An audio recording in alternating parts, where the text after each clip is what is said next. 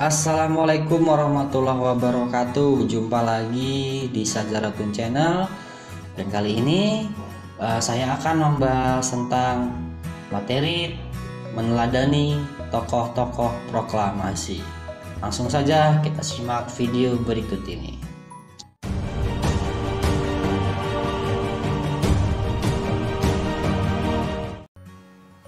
Meneladani para tokoh proklamasi. Tokoh yang pertama adalah Insinyur Soekarno. Soekarno atau Bung Karno lahir di Surabaya pada tanggal 6 Juni 1901. Beliau aktif dalam berbagai pergerakan sejak masih menjadi mahasiswa. Beliau juga pernah menjadi Ketua Putra, Co Sangiin, dan PPKI. Bersama Muhammad Hatta, Soekarno menjadi tokoh sentral yang terus didesak untuk memproklamasikan kemerdekaan Indonesia. Tanggal 17 Agustus 1945, peranan Soekarno semakin penting. Ia diberi kepercayaan untuk membacakan teks proklamasi. Karena itu, Soekarno dikenal sebagai Bapak Proklamator atau pahlawan proklamator. Beliau sendiri wafat pada tanggal 21 Juni 1970. Dan jenazahnya dimakamkan di Blitar. Itu dari tokoh yang pertama, Bung Karno. Kita lanjut tokoh yang kedua, yaitu Dr. Andes Muhammad Hatta. Muhammad Hatta lahir di Bukit Tinggi tanggal 12 Agustus 1902. Sejak menjadi mahasiswa di luar negeri, beliau aktif dalam perjuangan kemerdekaan. Pernah menjadi ketua dan pemimpin Perhimpunan Indonesia di Belanda, serta aktif di PNI bersama Soekarno. Muhammad Hatta bergabung dalam Putra, menjadi anggota PPKI dan menjadi wakil ketua PPKI. Muhammad Hatta melibatkan diri dalam perumusan teks proklamasi dan ikut menandatangani teks tersebut. Pada detik-detik proklamasi, Muhammad Hatta didampingi oleh Soekarno sehingga ia juga dikenal sebagai Bapak Proklamator. Beliau wafat pada tanggal 14 Maret 1980 dan dimakamkan di Pemakaman Umum Tanah Kusir, Jakarta. Tokoh yang ketiga ada Mr. Ahmad Subarjo Joyo Adi Suryo. Ahmad Subarjo lahir di Karawang pada tanggal 23 Maret 1896. Pada masa pergerakan nasional, beliau aktif di PI dan PNI. Ahmad Subarjo tidak hadir pada saat Bung Karno membacakan teks proklamasi di Jalan Pegangsaan Timur nomor 55 Jakarta Pusat. Beliau boleh dikatakan sebagai tokoh yang mengakhiri peristiwa dari Rengas Dengklok. Sebab dengan adanya jaminan nyawa Ahmad Subarjo, akhirnya Soekarno dan Bung Hatta serta rombongan diperbolehkan kembali ke Jakarta. Beliau tutup usia pada bulan Desember tahun 1978. Lanjut yang keempat, yaitu Sukarni Kartodiwiryo. Sukarni adalah pemimpin gerakan pemuda di masa proklamasi. Ia lahir di Blitar pada 14 Juli 1916 dan meninggal pada 4 Mei 1971. Sukarni merupakan pelopor penculikan dari Soekarno dan Hatta ke Rengas Dengklok. Ia juga yang mengusulkan agar teks proklamasi ditandatangani kedua tokoh tersebut atas nama bangsa Indonesia. Ia juga memimpin pertemuan untuk membahas strategi penyebarluasan tentang teks proklamasi dan berita proklamasi. Ini dari foto dari Soekarno. Lanjut ke tokoh berikutnya, yaitu Muhammad Ibnu Sayuti atau lebih dikenal dengan nama Sayuti Melik. Sayuti Melik lahir pada tanggal 25 November 1908 di Yogyakarta. Ia berperan sebagai pencatat hasil diskusi susunan teks proklamasi. Ia yang mengetik teks proklamasi setelah dibacakan oleh Bung Karno dan Bung Hatta. Sejak muda, Saiful Malik sudah aktif dalam gerakan politik dan jurnalistik. Tahun 42 menjadi pemimpin redaksi Surat Kabar Sinar Baru Semarang. Ini dari foto Saiful Malik ya. Berikutnya, tokoh yang keenam yaitu Burhanuddin Muhammad Dyah atau lebih dikenal dengan istilah BM Dyah. BM Dyah lahir di Kota Raja pada tanggal 7 April 1917. Ia berbakat di bidang jurnalistik. Sejak tahun 1937 sudah menjadi redaktur berbagai surat kabar. Ia salah seorang pemuda yang ikut menyaksikan perumusan teks proklamasi. Ia juga sangat berperan dalam upaya penyebar luasan berita proklamasi kemerdekaan Indonesia. Ini orangnya ya, dari Burhanuddin Muhammad Dyah. Next, yang ketujuh ada tokoh yang bernama Abdul Latif Hendra Diningrat. Abdul Latif Hendra Diningrat lahir di Jakarta pada tanggal 15 Februari 1911. Ia merupakan salah satu prajurit peta dengan pangkat Sudancu. Pada saat pelaksanaan proklamasi, ia merupakan tokoh yang cukup sibuk, seperti saat ia harus mencari dan menjemput Bung Hatta. Ia juga berperan sebagai pengibar bendera Sangsaka Merah Putih pada tanggal 17 Agustus 1945 berdampingan dengan Suhut Sastrokusumo.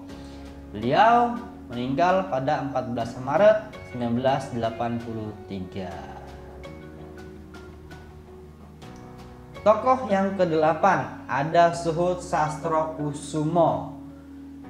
Suhut adalah pemuda yang ditugasi untuk mencari tiang bendera sebagai pengibar bendera merah putih.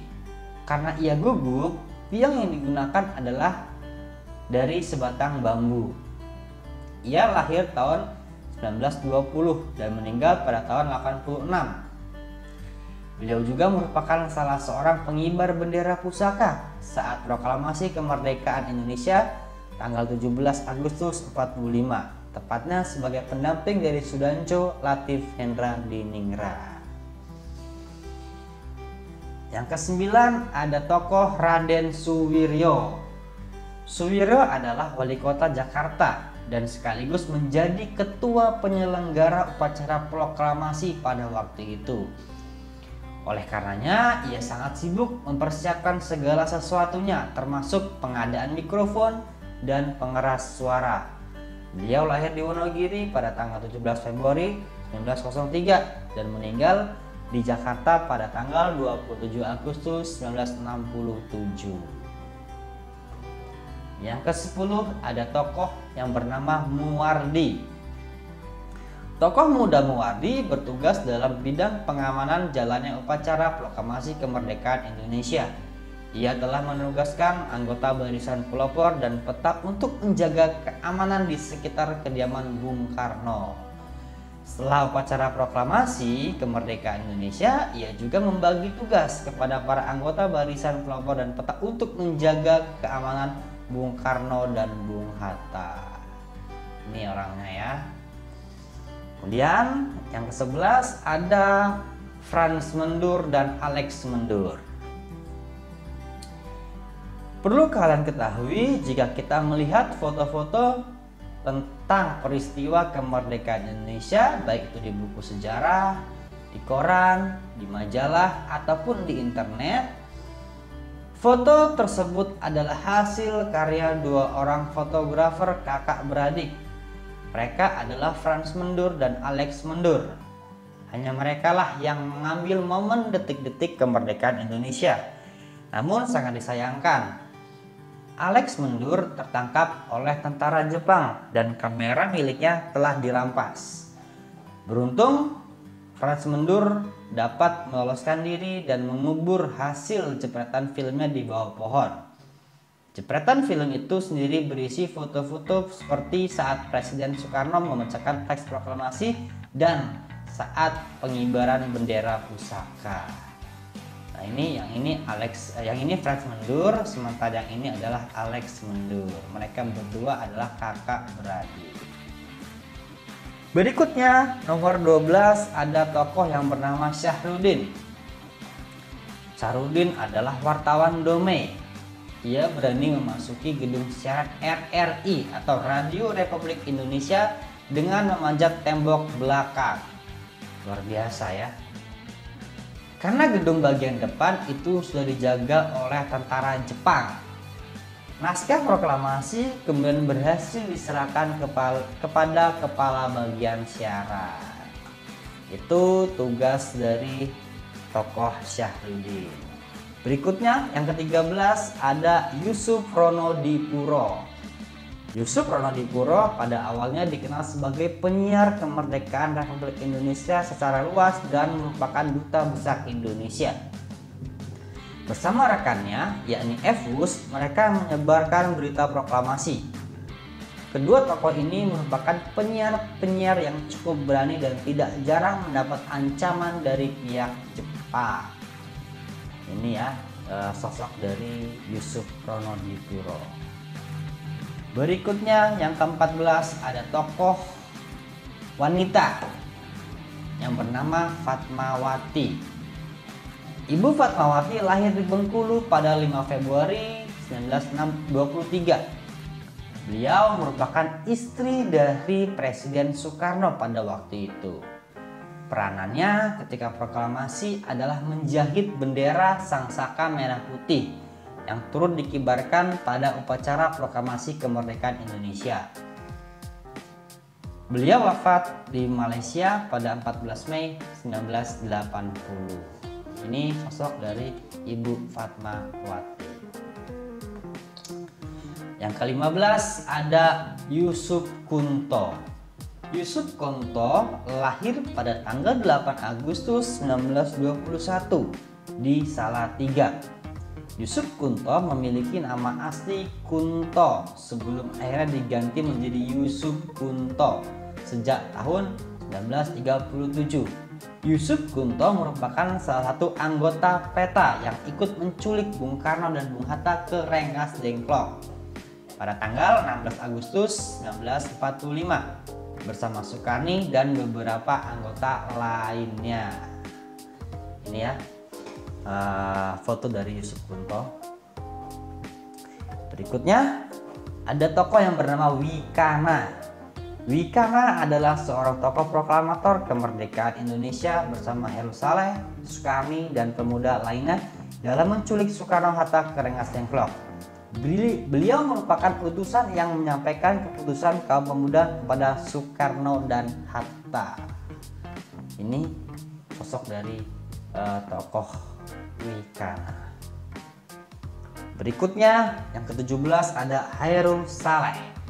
Hairul Saleh berperan besar dalam peristiwa Rengas Dengklok dan menuntut Soekarno dan Muhammad Hatta untuk segera membacakan proklamasi kemerdekaan Indonesia. Ini tokoh yang bernama Hairul Saleh. Dan yang ke-18 ada Sudiro. Sudiro merupakan wali kota Jakarta periode 1953 sampai 1960 dan menjadi saksi dalam perumusan naskah proklamasi. Oke, sekian materi dari keteladanan tokoh proklamasi. Jangan lupa untuk like, komen, dan subscribe channel saya. Terima kasih. Sampai jumpa di materi-materi video sejarah berikutnya. Assalamualaikum warahmatullahi wabarakatuh.